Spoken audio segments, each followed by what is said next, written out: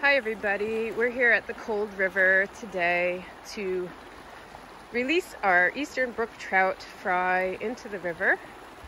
We had originally planned to do this as a live stream event for Earth Day, but because of tank water quality conditions and the trout not faring so well, we decided to release them a little early and give them their best chance at survival.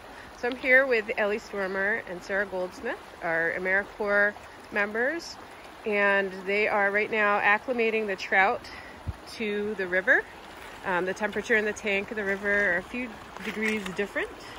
So what they're doing is they're bringing a little river water into the trout's water from their tank. So you can see the trout. They're about the size of your pinky finger, the length of your pinky finger. A couple inches, some of them a little bit bigger than the others. And probably about 150 to 200 trout left to make the journey today. So we're here at the Cold River in Sandwich. And originally, the live release event was supposed to happen tomorrow, as I said, but we decided for the trout's best chance of survival to release them today, one day early. And the river itself, Cold River, is approved by New Hampshire Fish and Game for release. It's got adequate temperature conditions, and through the students' research in the fall of the macroinvertebrates, we know that there's adequate food source for the trout here, and there's also no wild population of trout that they'd be competing with once released. So the program, Trout in the Classroom, is done every year. This is the 10th year that Green Mountain Conservation Group has done the program in the Ospey watershed. And schools in the Ospey watershed take on raising the trout from eggs to fry every year from January to about now. And then they release the trout this time of year when conditions are right. Through the process, they learn all about trout, ecology, biology, and this species of special conservation concern in the state. The trout historically had inhabited much more of the state's waterways, and through development and land use change over time, a lot of their habitat has been relegated to higher elevation streams, colder streams, and rivers. So this program is very important in teaching the kids about this species of special concern, but also connecting them to their watershed. And they learn just how hard it is to maintain adequate water quality conditions for the trout by testing their water quality in their tank every day, monitoring things like pH, temperature, oxygen levels, ammonia, nitrates, nitrites. They learn all about those biological processes and gain an understanding and appreciation for just how sensitive these fish are to habitat conditions and changes in those conditions. So as the temperature here stabilizes and we get the temperature of the water in the buckets equivalent to what the temperature is in the river, and the trout are a little bit more acclimated, we'll start to distribute the trout into some of the slower moving parts of the river. You see up here, this is my daughter Eden. She's here to help us release the trout today. Some of the eddies and slower moving water. But we know from studying this river year after year for the past 17 years that conditions are suitable for trout. And we wish the students were here with us today to help release them. It's a big joyous event normally, but this year with our social distancing and schools not being in session, this is how we're having to do it.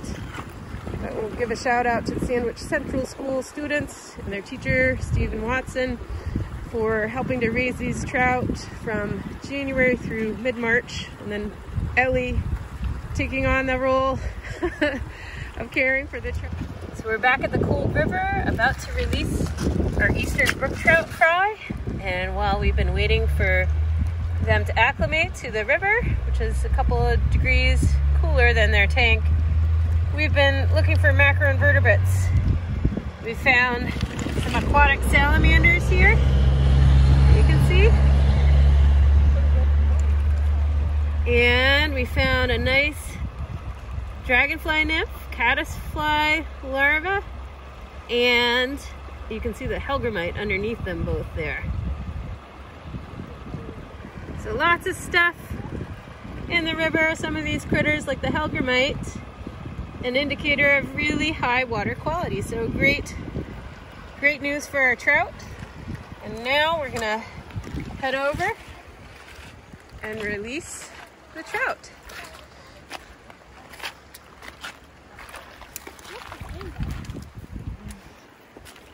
Okay, and when we release the trout, we're looking for slow moving water, no predators present that might eat our little trout fingerlings,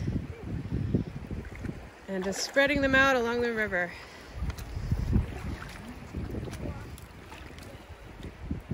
Go trout!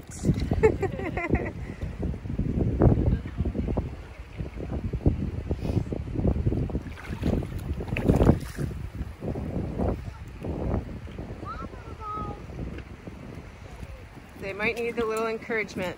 This must be a scary moment.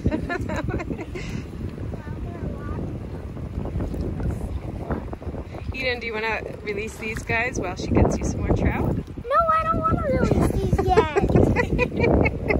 But they need to go back home too? Not yet. Not yet? Okay.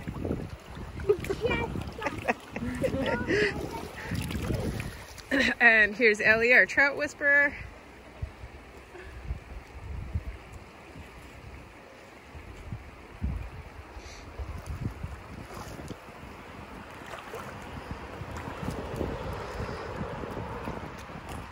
So trout have very specific habitat needs.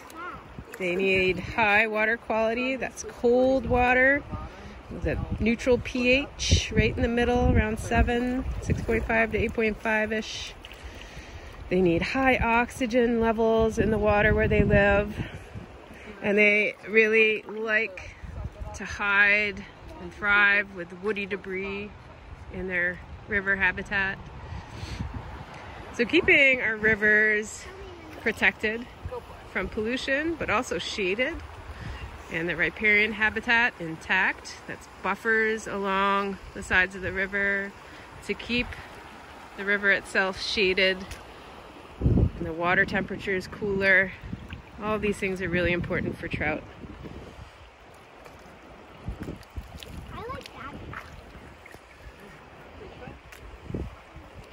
So Ellie, did we have any odd-looking trout this year? No, they're all pretty normal. We had some pretty pale trout. Pale? Yeah. Discolored trout. Sometimes the trout have two heads, Siamese trout.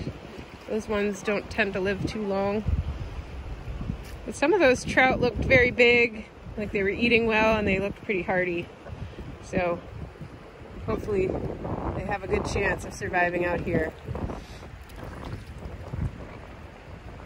Now in nature, a very small percentage of the trout eggs actually hatch and survive to this stage. A lot of them get eaten by predators, you know, and of course when water quality conditions aren't just right, they're also affected.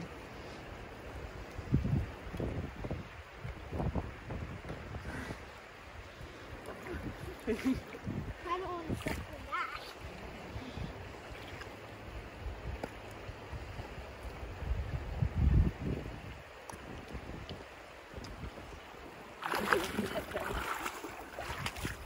Let's see how many we have left. A number left.